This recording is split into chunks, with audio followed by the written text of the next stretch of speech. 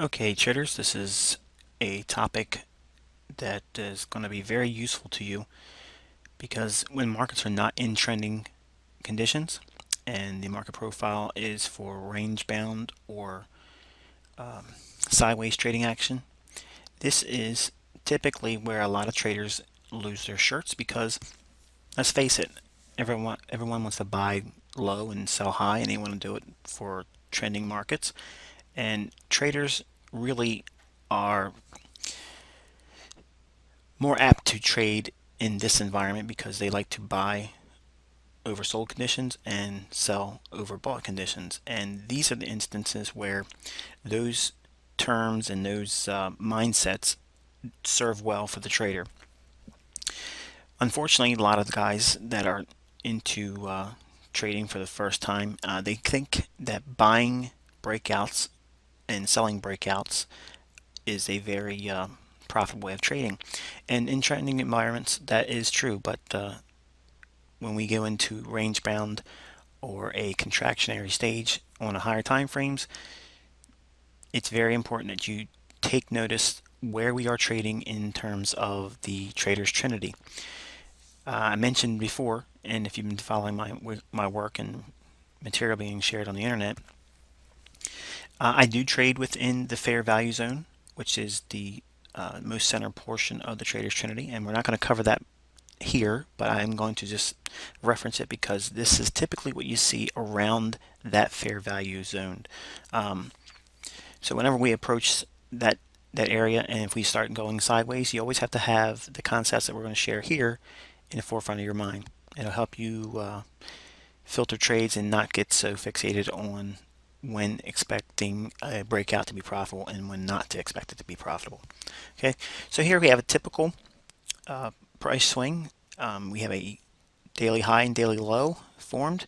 Now these highs and lows could be over a period of a previous day or a period of several days. Okay, but basically you want to see a primary swing that would be appearing within the fair value zone on the trader's trinity.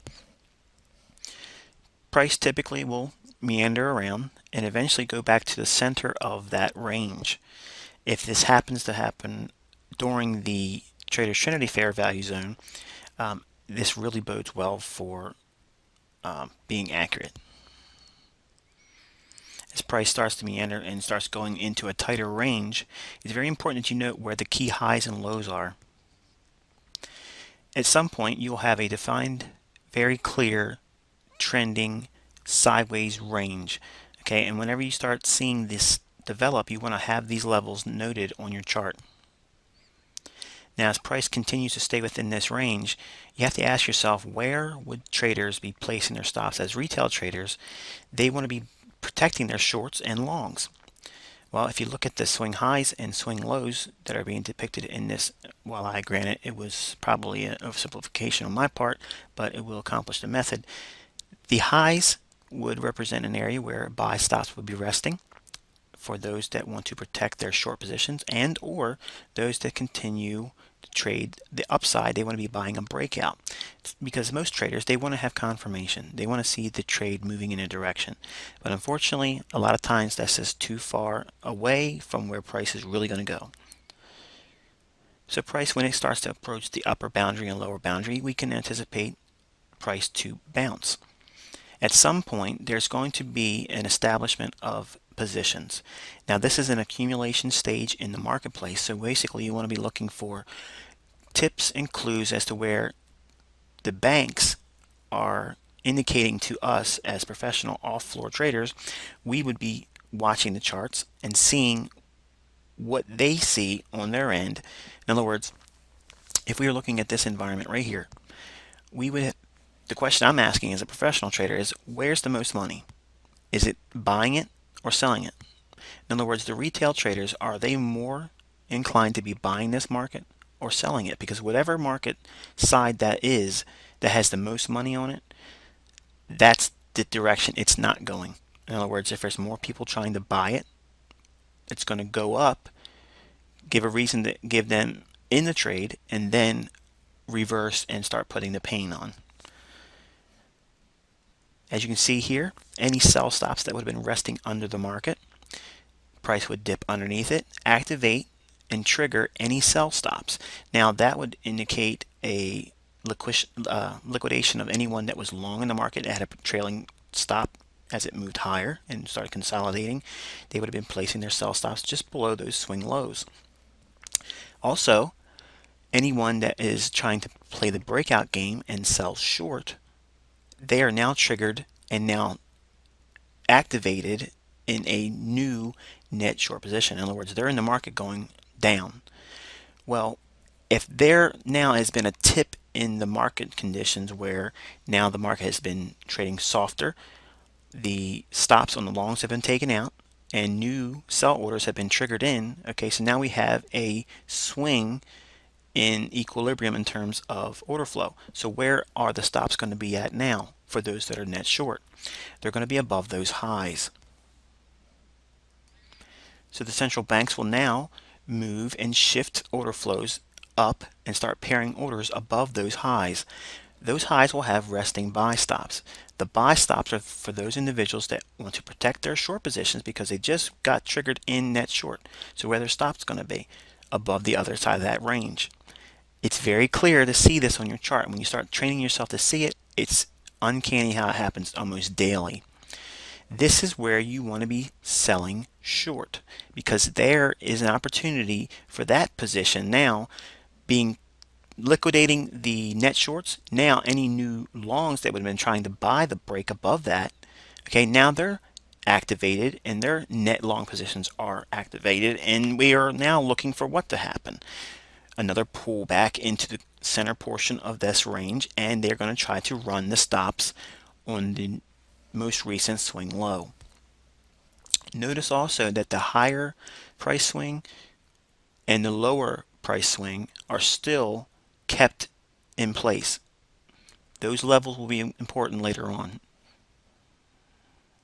But price will pull back and maybe even stab down and one more time blow out that low that was just recently broken outside of the range, and then they'll run it up and they'll blow out those stops on the higher swing.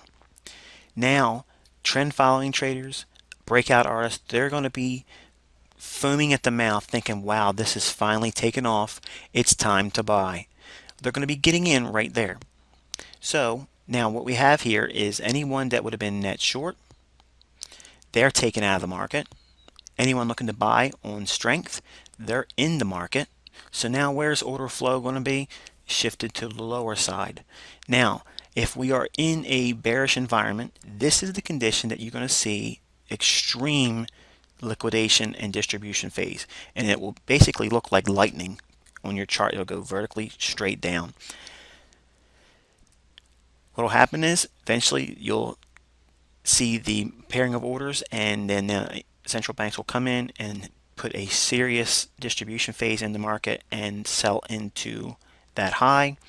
Everyone that's caught net long will be crushed, and they will seek out the higher price swing sell stops and blow out essentially everyone.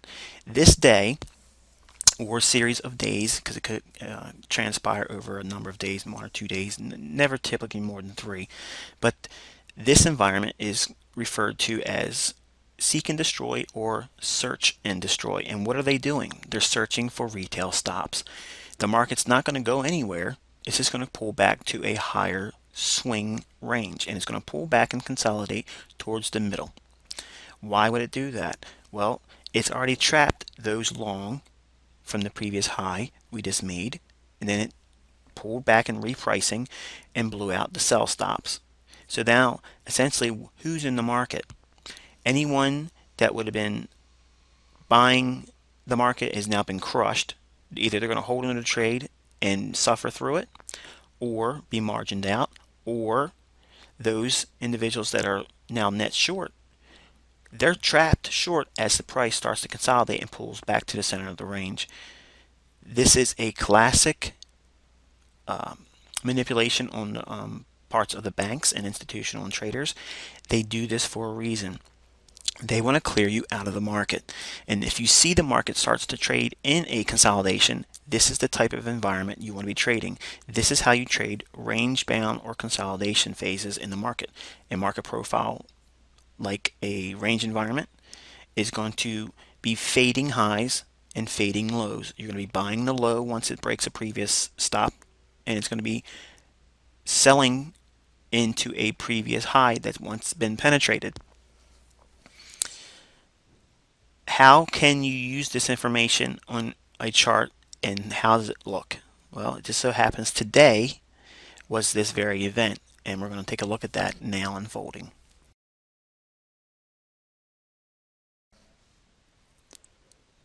Okay, folks, we are looking at the Fiber Euro USD, and we noticed that we have a higher swing high and a swing low here. These are important levels. What we're going to do is we're going to note these because these are significant reaction levels and also areas where there's a high probability of stops to be resting. Now notice we pulled into the middle of that range and consolidated. So let's take a look at where we are in terms of the Trinity. Okay, we are essentially in the middle or fair value region, and you can see how we are really basically working the fair value line. Now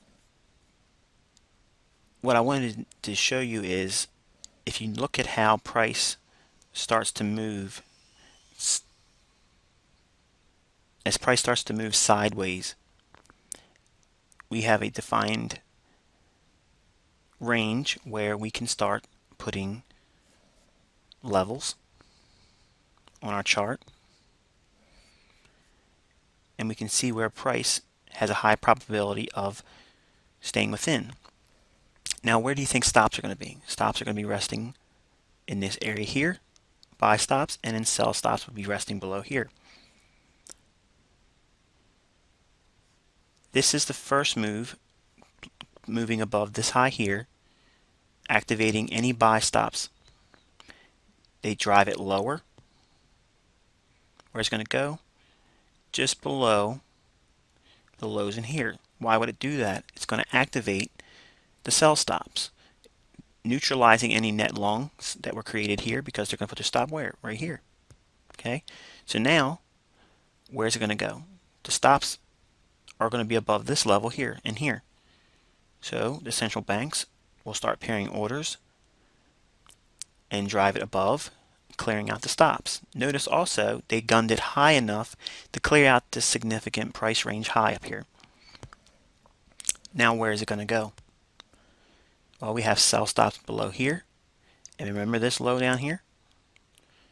Note also this low here as well.